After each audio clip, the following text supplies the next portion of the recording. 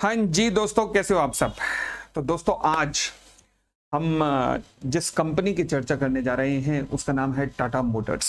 Okay, आप देख रहे होंगे कि कंपनी का हाल, मतलब वो क्या कहते हैं ना कि क्या से क्या हो गया देखते देखते।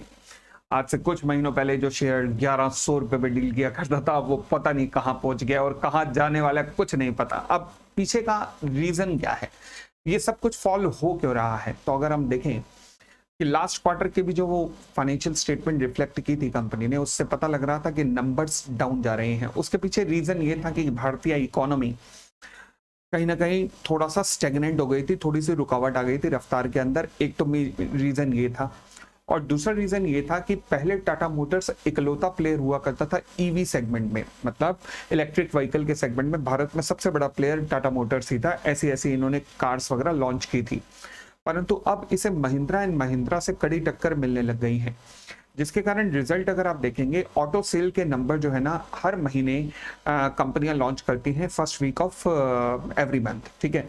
उन आंकड़ों से पता लगता है कि टाटा मोटर्स के नंबर जहां लगातार डाउन जा रहे हैं, वहीं महिंद्रा एंड महिंद्रा के नंबर अप हो रहे हैं। इसका मतलब है कि इंडस्ट्री में बहुत मेजर कोई प्रॉब्लम नहीं है। द ओनली थिंग इज कि पहले आप नंबर 1 प्लेयर होते थे, आपके पीछे आगे कोई दूसरा तीसरा प्लेयर ही नहीं था, परंतु अब महिंद्रा महिंद्रा आपको कड़ी टक्कर दे रहा है, जिस वजह से आपका शेयर ग्रेजुअली कम होता जा रहा है। तो इस वजह से शेयर के ऊपर इम्पैक्ट आना लाजमी था। परंतु अब कहानी क्या हुई, अब पिछले कुछ 15-20 दिनों के अंदर कहानी क्या हुई वो आप सब जानते हैं। वो कहानी है ट्रंप ट्रंप ट्रंप, बस यही कहानी है। और इस कहानी ने पूरे संसार को आंसू दिला रखे हैं, मगर हमारे ऑटो सेगमेंट के ऊपर इसने थोड़ा हमला ज्यादा कर दिया है। कैसे, देखो आप जानते होंगे ट्रंप ने टैरिफ लगाए हैं भारत के ऊपर लगभग 24% के करीब। अब चाइना के ऊपर तो क्या हाल है, मैंने अभी अपने दूसरे चैनल पे क्लिपिंग डाली है, मैं इस क्लिपिंग के नीचे उसका डिस्क्रिप्शन भी दे दूंगा, आप देख लीजिएगा। वहां पे मैंने टाइटल दिया है गई भैंस पानी में क्योंकि आज यूएस ने 104% लगाए तो चाइना ने भी 84% लगा दिया। अब यूएस की बारी है, पहले एक मुक्का मार रहा है फिर दूसरा मार रहा है, इस चक्कर में संसार को रिसेशन में ले जाएंगे। खैर वो अलग मुद्दा है। अब हम वापस आते हैं टाटा मोटर्स के ऊपर। तो टाटा मोटर्स की अगर मैं बात करूं तो 70% की जो सेल है टाटा मोटर्स की वो अराउंड आती है उसके जैगुआर लैंड रोवर से। जैगुआर लैंड रोवर जो कि अच्छी खासी डिमांड है जिनकी, कहां पर, यूरोपियन कंट्रीज के अंदर प्लस यूएस के अंदर। अब कंपनी क्या करती है कि अपना यूके के अंदर प्लस यूरोप के अंदर जैगुआर लैंड रोवर को मैन्युफैक्चर करके यूएस के अंदर वो एक्सपोर्ट करती है। अभी तक का मॉडल ये है, यानी कि कंपनी की एज सच यूएस में कोई भी मैन्युफैक्चरिंग फैसिलिटी नहीं है, अभी तक नहीं है। अब यूएस ने टैरिफ लगा दिए हैं जिसकी वजह से 25% माल महंगा होने वाला है। अब 25% माल महंगा होने के कारण टाटा की कारें तो वहां बिकनी मुश्किल है, क्योंकि 25% महंगा हो जाएगा। यूएस की कारों से कहां से आप कंपीट करोगे। इसलिए कंपनी ने ऑलरेडी डिसाइड कर दिया कि हम यूएस की मार्केट के अंदर अब सेल करेंगे ही नहीं। तो जैगुआर लैंड रोवर जिसका 70% प्रपोर्शन होता है कंपनी की टोटल सेल में, अब वो जैगुआर लैंड रोवर की सेल के अंदर अब डिक्लाइन होने के चांसेस है।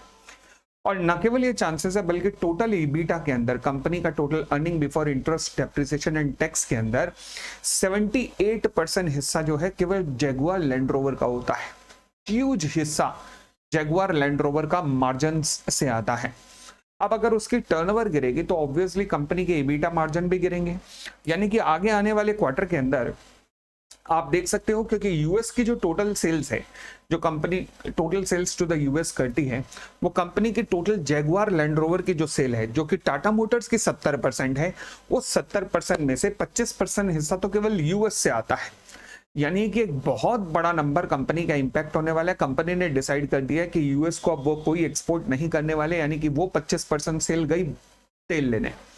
तो बाकी जैगुआर लैंड रोवर की सेल अब रह जाएगी और नंबर सब्सटेंशियली कम होंगे, जिसके कारण ईबीटा मार्जिन भी कम होगा। इसका इंपैक्ट आपको आजकल कंपनी के शेयर प्राइस में देखने को मिल रहा है।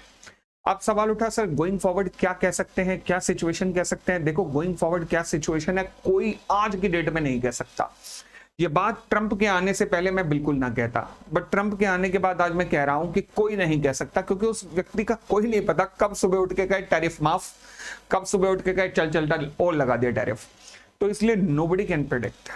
कंपनी ने फिलहाल रोक लगा दी है अपने एक्सपोर्ट पर यूएसए को, और कहा है कि हम यूएसए के अंदर भी कोई मैन्युफैक्चरिंग फैसिलिटी चालू नहीं करने जा रहे, क्योंकि अनप्रेडिक्टेबल पॉलिसी है बंदे की, क्या कर सकते हो। तो अब गोइंग फॉरवर्ड कंपनी के मार्जिन्स के ऊपर और सेल्स के ऊपर प्रेशर रहने की उम्मीद है। अगले कुछ क्वार्टर तक या अगले कुछ ईयर्स तक भी ये प्रेशर देखने को मिल सकता है। आगे देखते हैं, जैसे जैसे अपडेट होता रहेगा मैं इस चैनल पे आपको अपडेट करता रहूंगा। आशा करता हूं कि ये आपको क्लिपिंग ज्ञानवर्धक लगी होगी। अगर हाँ तो प्लीज इसे देखने के बाद एक बार चैनल को लाइक जरूर कर देना और सब्सक्राइब भी कर देना, ताकि अब ये क्लिपिंग, मेरी कोशिश रहे कि डेली बेसिस पर आपको ये क्लिपिंग मिलती रहे, ताकि किसी ना किसी कंपनी का और किसी ना किसी कॉर्पोरेट का ज्ञान आपके साथ में शेयर करता रहूंगा। Thank you, bye bye, take care.